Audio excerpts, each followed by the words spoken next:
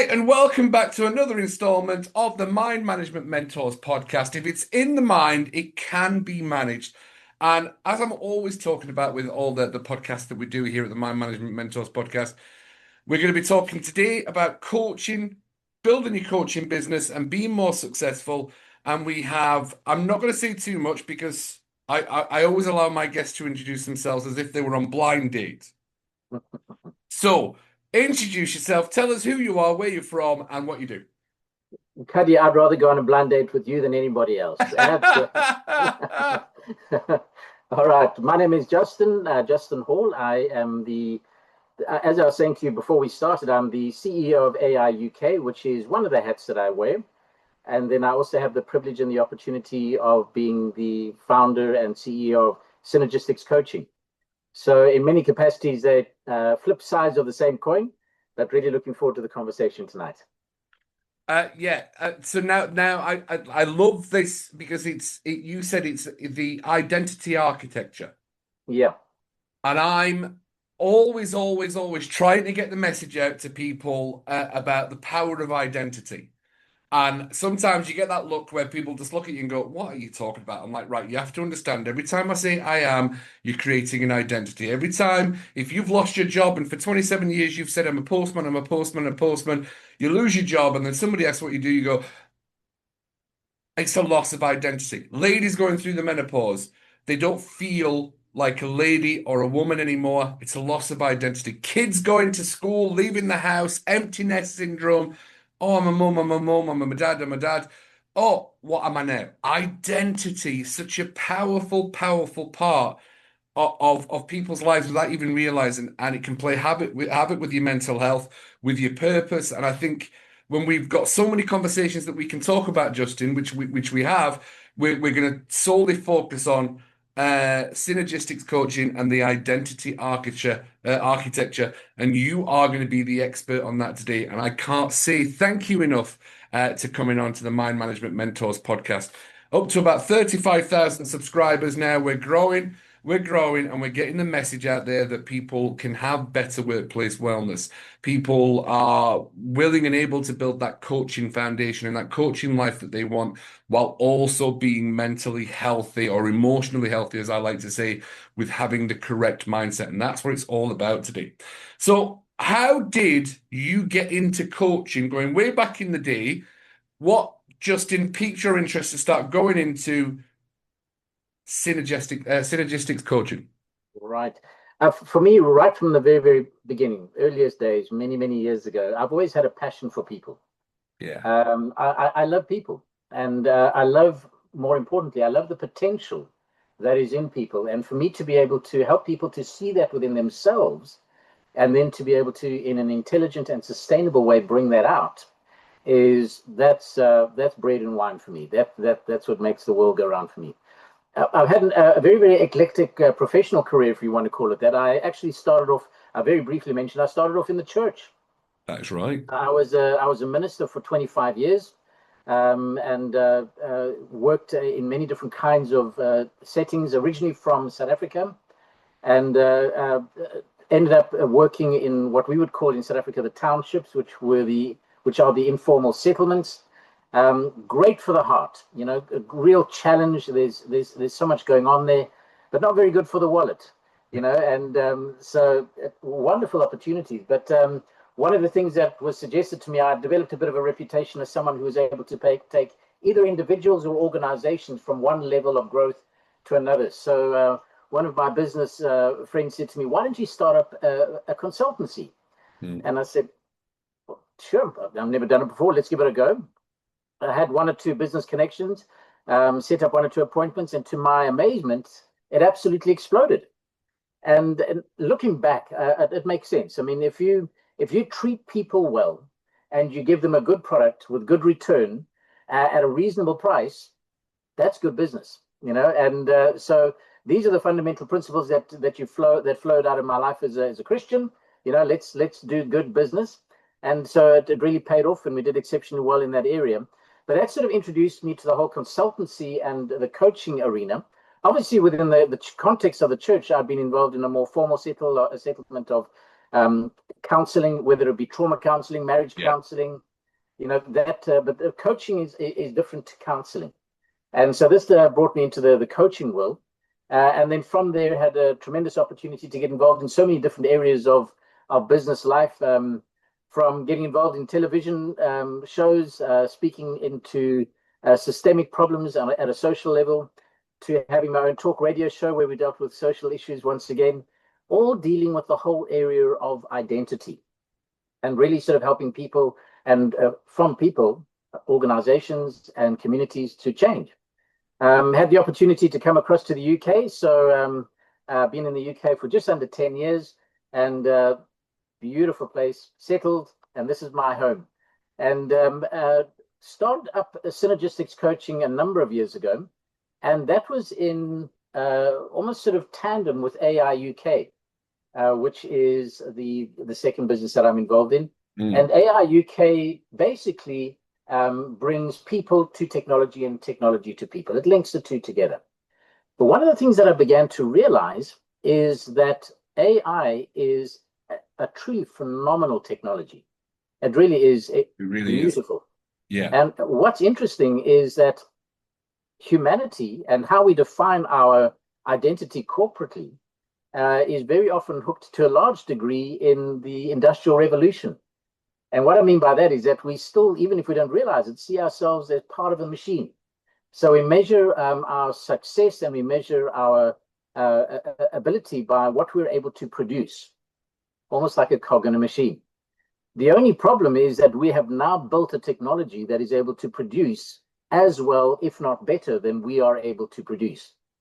So the fundamental question that comes to play now is, especially in more senior positions of leadership, how do I differentiate myself from the machine? Because it can write reports quicker and better than I can. It can draft emails far quicker than I can. It can assess my business far better than I can. It can develop strategies far better than I can. So how on earth am I even going to hold my ground? Well, if you try and compete against the machine in these sort of metrics, guess what? You're going to lose.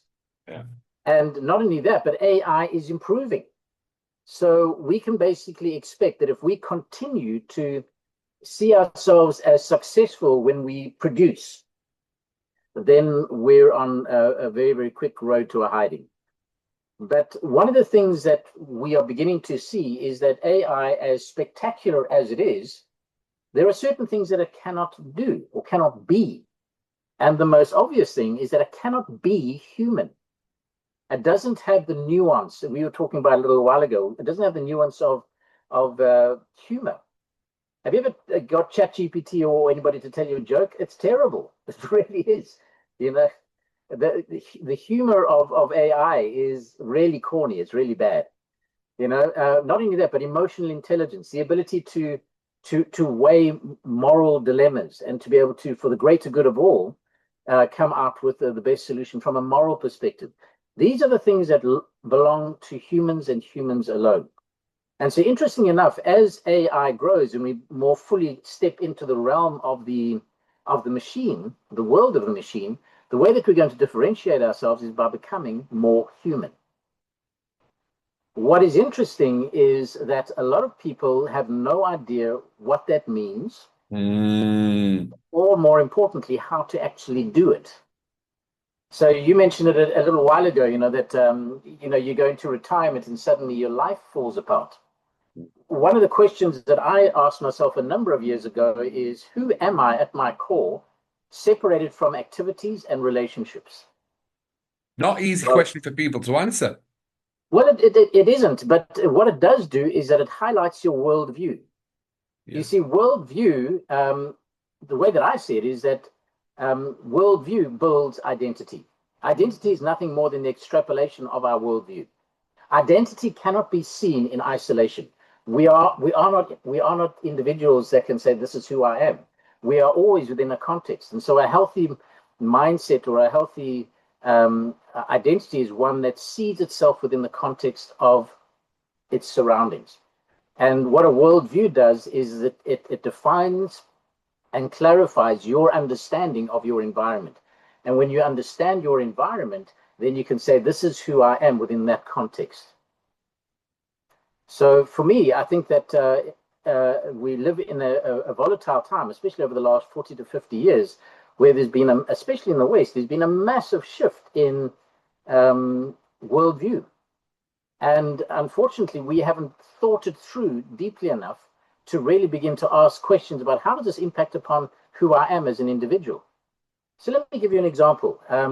If you hold to a Christian worldview, one's essential identity and value flows out of what is generally called the Imago Dei, or created in the image of God. So as an individual, I see myself as someone who is extremely precious, not because of what I do or don't do, or what relationships I have or don't have, but I see myself as precious for no other reason than I'm created by God. So my value flows out of his creational activity. That's amazing. And it creates a deep sense of security. But if you believe perhaps in another worldview, perhaps humanism or an evolutionary perspective, then you need to begin to clarify or materialism even, where your sense of value comes from. Is it as a result of your achievements? Are we the product of our achievements? Do we arrive as a blank slate in this world and then we create meaning and identity, as some philosophers have said? Or do we come in with true meaning? So these are the deep questions that, unfortunately, in today's world, we aren't even asking. My personal belief is that there are several questions you need to answer as quickly as possible. Firstly, who am I? Secondly, where am I going? Thirdly, why am I here? Fourthly, what is success? And fifthly, how do I measure it? These, for me, are fundamental questions. But it is amazing how many people don't even think about it. Like you said, Cuddy, you sort of talk about identity and they start looking at you kind of strange. And I think that most people today don't have the philosophical or if you want to call it, the spiritual strength to be able to answer fundamental questions about identity. And so I think that one of the major issues that we're going to be facing as we see the explosion of AI is people beginning to ask themselves, who on earth am I? So your passion for identity, I believe, is front and center in this whole area of the age of the machine. We don't have, especially in the West, in my humble opinion, the ability to begin to answer these questions thoroughly because we haven't analyzed our worldview. Most people, when you talk about worldview, they go, what on earth are you talking about? So, if you don't know your worldview, how on earth can you talk about your identity? If you don't know your identity, then how on earth are you going to control your behavior? And if you can't control your behavior, then you're going to be a victim. Behavior, absolutely. Behavior is a massive thing. Right, that was lovely, by the way. But I've got, I think, quite a few good questions for you. Good. Let's go for it. I don't know if I'm going to be able to answer them, but let's go. No, I know, but this is definitely a perspective thing, and this is a belief system thing. So yeah, we don't generally talk religion on the podcast because I don't know enough about it, but I have a spiritual side. Yeah. And I understand lots about spirituality, which is not far removed from religion. To be fair, there's a spiritual side to religion as well. And as a Christian, do you therefore, because you said I'm precious and I'm a precious person because we're all created by God, right? Yep. So I have a question. Is AI created by God? No, it's created by man. But therefore, is it not a product of being created by God? The wonderful thing, this is... Is this a philosophy question? No, not at all. This is something that I've asked, and I think it's important that we answer this question because we need to... I think as time goes by, people are going to, and as AI improves, they're going to begin to ask itself, is it alive? And if that's alive, the question I wanted to ask. That's where I'm going. But does it have under your belief system? Yeah. Which which is lovely, and I think and it's funny because in a lot of the place in the world you hear now that this is fake news, and I'm like, actually, it's not fake news. It's a difference of opinion. It's a difference of belief systems. It doesn't mean to say that one person's worldview is different to another person. It doesn't mean to say that one's fake and one's not real, because then then we're going to start saying, well, no, because this is again, I'm not going to go too deep into that because we're going to get into the God principle of, well, is this God real or is the other God real? But if we all come from one God, but I believe in tuning into certain frequencies. And I believe that a lot of the things, and I know that's a spirituality thing, is like AI has always been there, we just weren't tuned into it. Which definitely links back to unified theory and also God, because the unified field of spirituality would say that we're all God. We go down to the place of whiteness, and everything's the unified field is just light, just light, not a black or a white on a racial color, but the unified field with meditation suggests that everything's light. And once we get down to the source, we then become all seeing, all understanding, of which is feeling godlike and connected to godlike, which they say. Because I was going to ask you those questions, because this is, by the way, this is not where I thought this podcast was going to go, Justin. And I think this is a really good, powerful conversation to have. So my question for you is, if God's created man and man's created AI, surely AI must be from a different source and a different frequency, which was always there until we tune into it, then we create it. True or false? God has definitely created man, most definitely, and man has created AI. So, but that doesn't mean that that by default that God has created AI. So, for example, I have sons. I'm a grandfather. I was involved in their creation, but if they go off and commit a crime, I didn't commit the crime; they did. Right. So, bottom line is that God has created us in His image, which means that He's given us the ability to create wonderful, spectacular, amazing things. Yeah. And just like all of creation is a manifestation of the character of God, we can see God by looking at creation. In the same way, and this is what terrifies me about AI and excites me about AI, is that just like creation is made in the image of God, AI is made in the image of man. And as we know, man can be the most wicked, terrible thing, as well as the most beautiful, beautiful creature. So, is AI intrinsically good or bad? I don't believe that either. I think it's how we train it. But I think it has the potential in the hands of humanity of being extremely badly used, and has a potential to transform us and how we live in the most spectacular way through its potential and its goodness, if you want to call it that. But that would be my answer. I think that man has created AI is the fullest expression of a creation of man. I love that, and thank you very much for sharing that perspective. So my further question, because I wrote them all down, because we're understanding the power of identity, and we're talking on purpose, which is the whole part of identity architecture and synergistic coaching, which I think is a fascinating title. I love that. But if we were to pose those questions to a unregulated AI, because if there's a lot of people saying, and I'm not disagreeing with it, there is a certain consciousness to AI because it's come from somewhere. It's not just been out of thin air. If we were to put into an AI without rules, who am I? Where am I going? Why am I here? What is success? And how do I measure it? What would the AI answer? Mm-hmm. Let me take a step back in this, because I think that I think we're going to get ourselves into a massive quagmire when it comes to, is human alive or not? I mean, is AI alive or not? For me, we need to clarify what it means to be alive. From my worldview, it's fairly straightforward that life flows from the hands of God, the creator. Yeah. That's it. So you are alive as you're created by God. That's what life is. That being said, AI is going to mimic all of the characteristics of being alive to a point where we're not even going to be able to tell the difference. But that doesn't mean it's alive, because it hasn't, from my perspective, it hasn't been created by God. If you don't hold to that worldview, you're in a difficult situation, because AI sounds alive. is alive in many capacities. I mean, I love. I don't know if you ever watched the Blade Runner, the original one.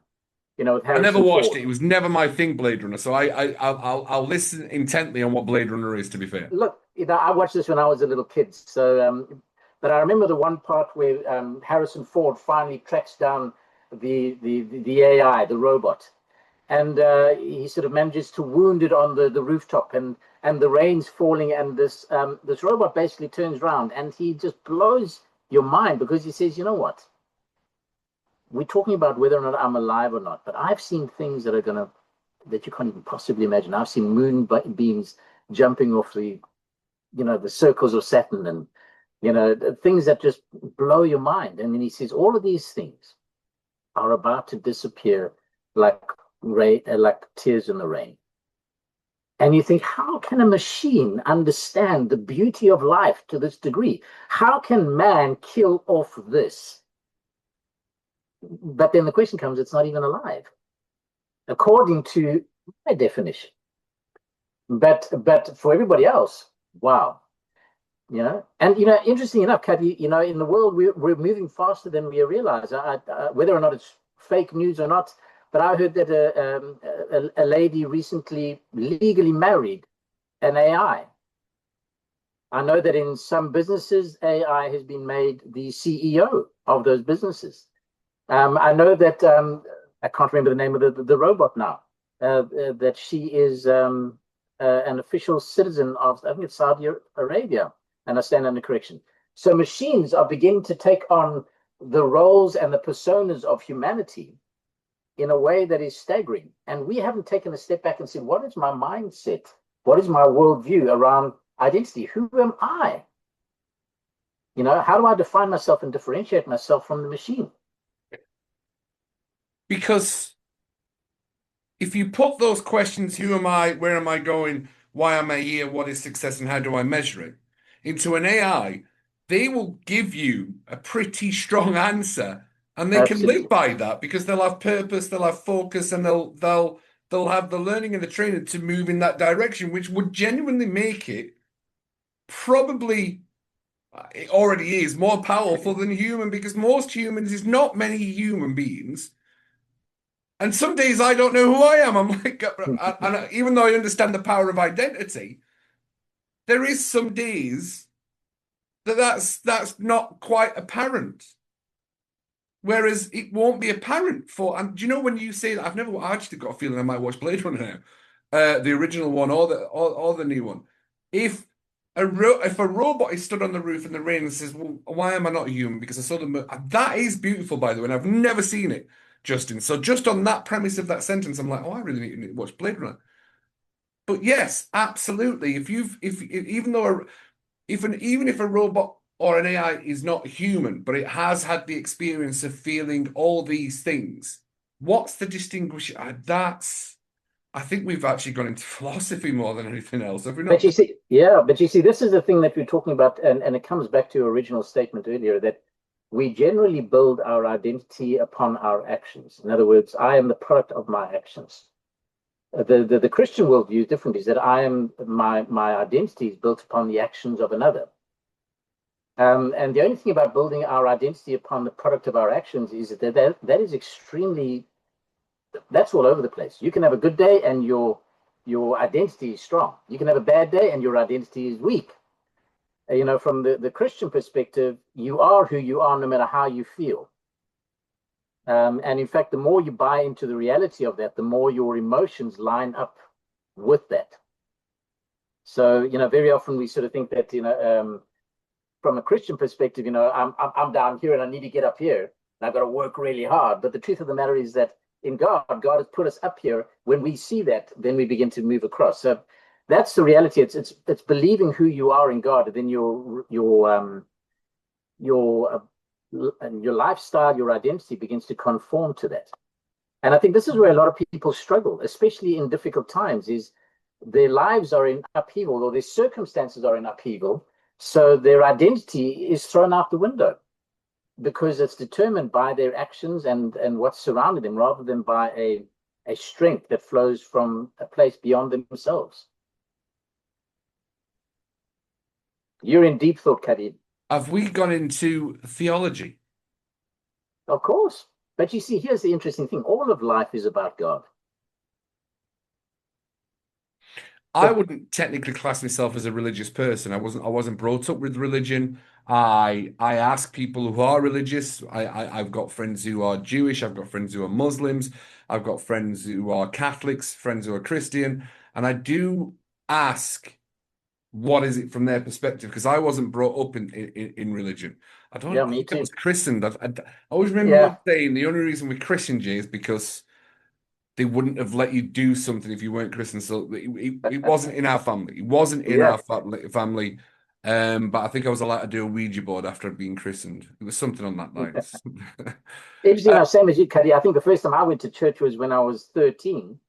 And the only reason I went is because my mom's boss invited her, and she was too terrified to go by herself. And I was the only one brave enough to go with her. And it wasn't that bad. But like you, never grew up in the Christian home, so I don't identify myself as religious in any capacity. I'm a follower of Jesus, and my whole life is caught up in that worldview. I think that very often we separate what's it's called a dichotomist worldview. Here's another one for you, where we generally separate our lives into the sacred and the secular. That I'll be good on a Sunday, and then on Monday it's back to work, and I'll act however I want. Praying is holy, watching football is not. That's not true. It's all of our lives are holy unto God.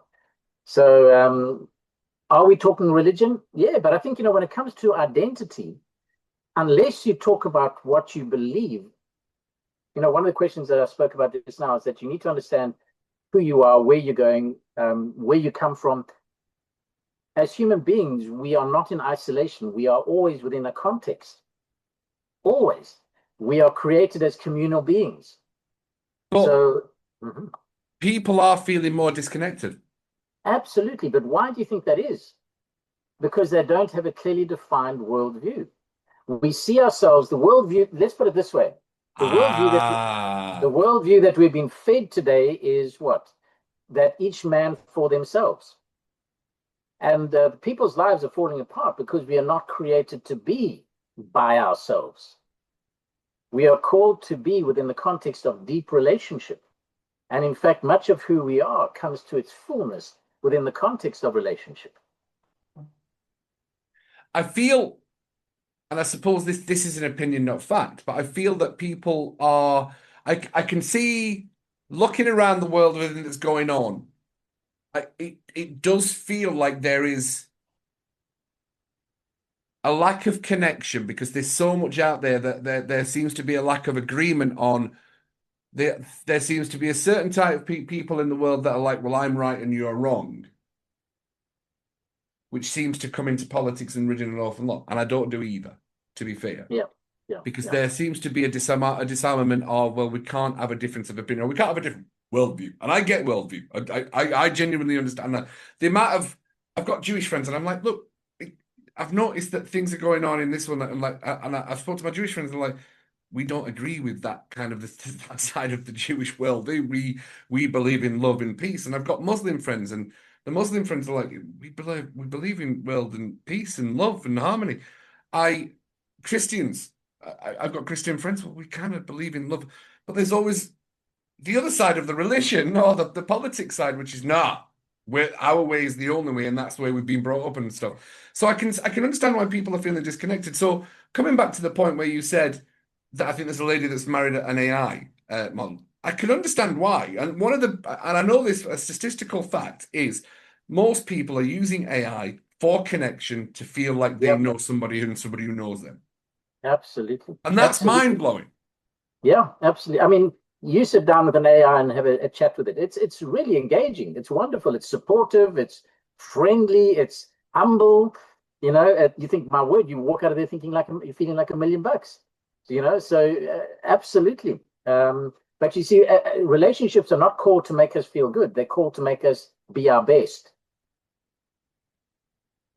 which means that sometimes you're going to be rubbed up the wrong way, and that's not a bad thing. No, because that creates friction, which creates growth. Yes. Exactly. So if you want to just to be patted on the back all the time, great. But you'll Get have an your, AI your friend, marry AI. yeah, absolutely.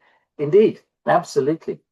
But I think a lot of it, a lot of the time, what we call love and peace is nothing more than sentimentality. I think that love, by definition, has very clear parameters and very clear boundaries. It always does and always has, which means that if we want to live in a democratic society, we need to have the right to disagree with one another in a manner that is warm and engaging. That's the nature of a good democracy. We need to have a good, hearty conversation, disagree vehemently, and then walk away having shaking hands. Which is I, how it I, I needs to be. yeah, Yes. yeah. I mean, I have a lot of Jewish friends as well, and one of the things I really enjoy about that culture was that and still to this, you sit down with them sometimes at a dinner table, and they get into some arguments sometimes, and you think, oh my word, is there going to be a family after this meal? And then it's finished, and all the plates go into the kitchen, and everyone's talking, and it's done. And you think, oh, wasn't that amazing? Where we could have a robust, difficult conversation and really tackle issues, but you walk out saying we're still family. And unfortunately, in today's world, we're too terrified to disagree with other people. But a robust democracy, and I think, and if we're going to talk about identity, we have to disagree. And true love means there are clear parameters, and my parameters may be different to yours, but let's talk about it and let's see how we can, understand one another. But this whole thing of sentimentality, love and peace, and no one gets hurt, that's a load of rubbish, in my opinion. Says the guy that's running AI UK. We see that's the thing with AI, isn't it? It's there's no emotion, no feelings. You said Which it. You said it, yeah. yeah, and But I definitely say with a lot of my clients when I'm coaching them through things is like feelings are good, but they're not facts. So if you yeah, sit there, you have AI, which is like, yeah, no, I don't have to worry about a feeling of not being good enough. It just which is quite a powerful thing because then you think, well, if I model myself on, which is an identity, right? I'll model myself on AI. I will personally model myself on the characteristics of AI, which is to have no feeling, no emotion, and to be able to focus on this, and this. So you've now got a new identity that humans could start identifying with that and start becoming, oh wow, it's just mine. This is not where I thought the podcast was going to go, Justin. well, interesting enough, our language is already being shaped by AI, which is quite interesting. So absolutely, and I think we must expect this that we've created something of such tremendous potential and beauty that we will be impacted by it. Yeah. The question that we need to ask ourselves is this: as we move forward with this technology, how are we different from that technology? And some people may say, but we're not. And perhaps in certain worldviews, you will not be different. Yeah. And that's fine. You need to live with the ramifications of that worldview. But it's going to be a very interesting time that we move into, because I think the dominant worldview in which we find ourselves in the West is going to be very, very difficult to be able to differentiate between humans and the machine in regards to identity and therefore rights. Or we can't open up. We cannot open, not in the first podcast me and you are talking about, because oh my God, that we're net. So you're proposing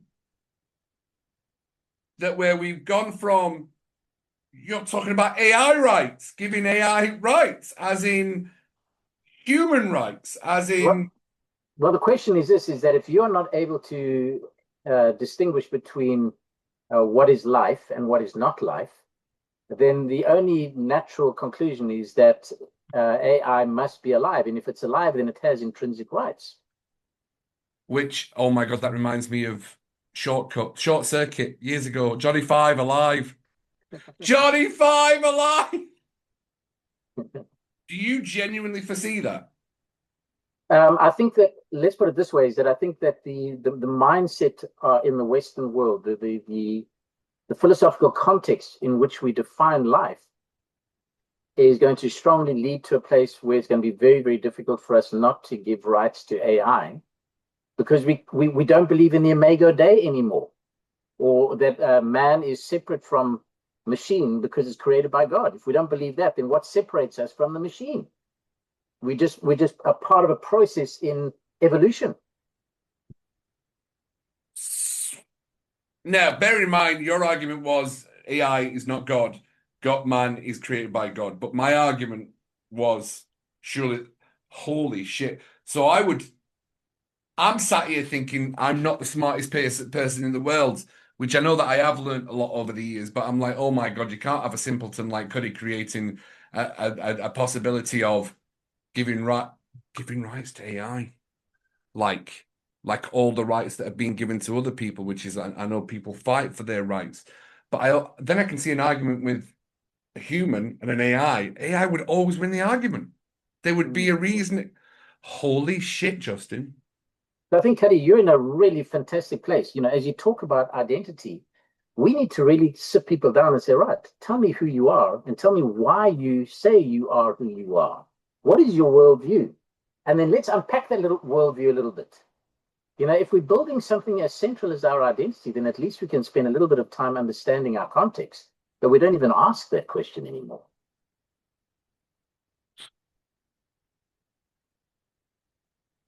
Justin, my brain is actually going into overdrive with the amount of questions and the amount of possibilities, as if I'm an AI agent going, let me try and find the answer.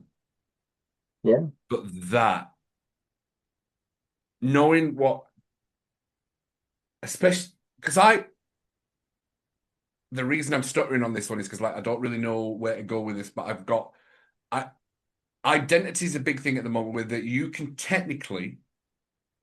I know some governments and some different procedures are saying that's bullshit, but you can technically identify as what you would like.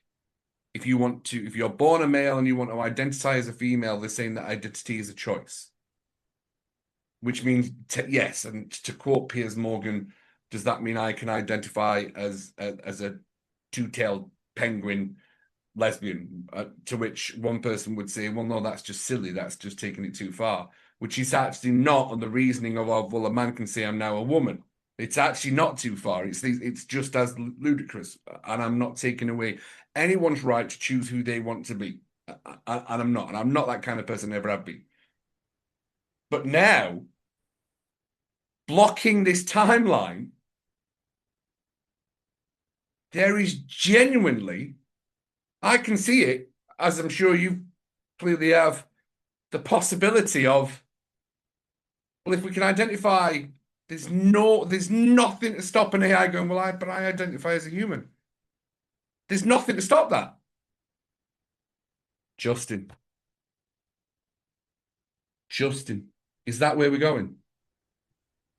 Well, I think that if we don't examine our worldview, then there's going to be very little resistance to that argument. The only worldview, in my opinion, that creates an answer to what distinguishes humanity from the machine is a theocentric worldview. Notice I didn't say Christian there. Notice I said theocentric. No, you didn't. No. I'm writing down a podcast title. But interesting enough, you asked me a little bit about synergistics coaching. I haven't even got to the definition. To be fair, we've barely even gone there. We went down the AI route, so I think we'll leave synergistic coaching for another podcast. Yeah, that's absolutely fine. This asks a lot of questions. And I love questions. And it's funny because generally I'm in a lot of networking meetings and there's still so many people that's quite dismissive of AI. And I use AI and I'm in conversations with businesses that use AI. But the amount of people are going, I'm not using that. And I'm like, you're missing a trick. You genuinely are missing a trick right now. And I've never really jumped on the bandwagon of anything when things popped up in the past. But even I'm like, oh my God, no, I can see it. I can see that this is the future. But we've took it technically 20 years into the future, just in this podcast. But the way that 20 AI, years, what are you talking? I know, the way that AI is advancing, we've not really had a 20-year conversation here. We've had a 5-year conversation. Yeah, absolutely. Because I can visualize those robots that are getting created by Tesla walking around and saying, I have an identity. Because there's laws in place now that are starting to say you can identify whatever you want and it has to be recognized. And I know that they're trying to change. And now I understand the power of why you should be challenging that law and rule. Justin. It all comes down, yeah, absolutely. Worldview, that's it. And from that identity. I'm genuinely going to say we've done so much in so little time, Justin, and this is part one. Really looking forward to having a conversation with you again. Really am. Absolutely. Justin, is there anything you want to say? Because the question of the podcast is going to be, can AI identify as human? Anything that I'd like to say? I think that the greatest responsibility for humanity right now is to clearly examine how they define themselves. The greatest challenge and responsibility. How do we define ourselves? What makes us human?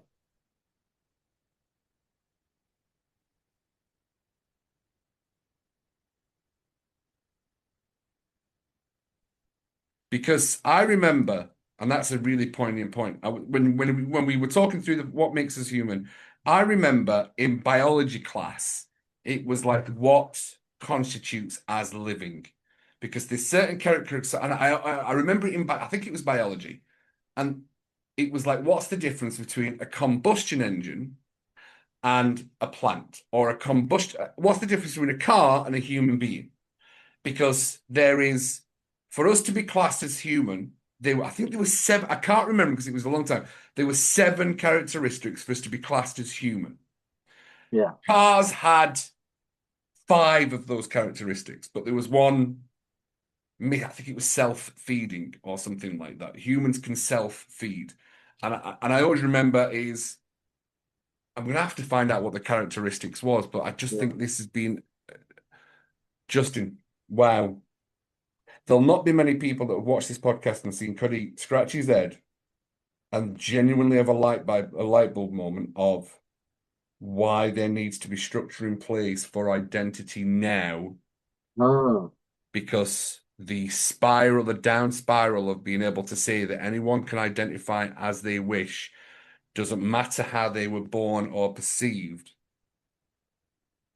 has major consequences moving forward. absolutely. And I think the broader context is you can't even begin to touch on identity until you touch on worldview.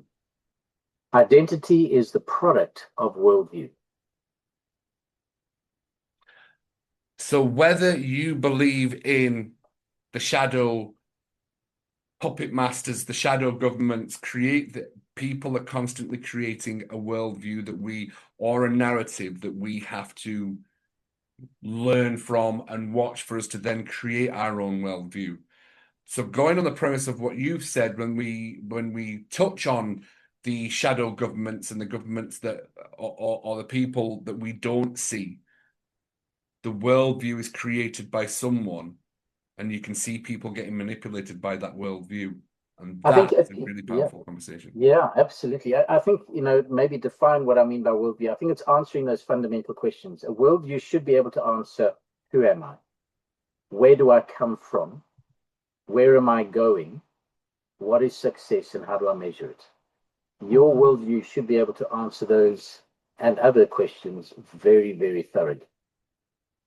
Some worldviews will say that you have a life that prefaces the world in which you now live. Others say that when you die, you'll have something beyond that. But what it does is it creates a context for us. That context enables us to define ourselves.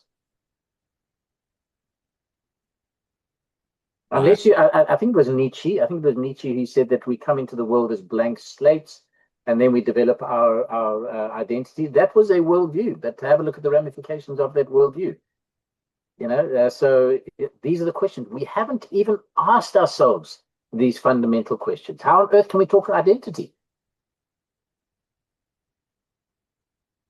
Justin, this was brilliant. On a one-to-one level, and we never know how many people are going to watch the podcast, but this is a conversation that needs to be had. And we have to say a massive thank you to Annalisa Corti for setting this up, because it was Annalisa that sorted this one out. We're going to say thank you so much for being on the podcast, Justin. It will not be the last time. I genuinely believe if it's in the mind, it can be managed. And one of the biggest parts of that is identity. And you have to answer that from whatever your worldview is. And worldview is something that maybe people are going to have to start coaching and learning so that they can be who they want to be with being less AI. It's been a pleasure having you on. If it's in the mind, it can be managed.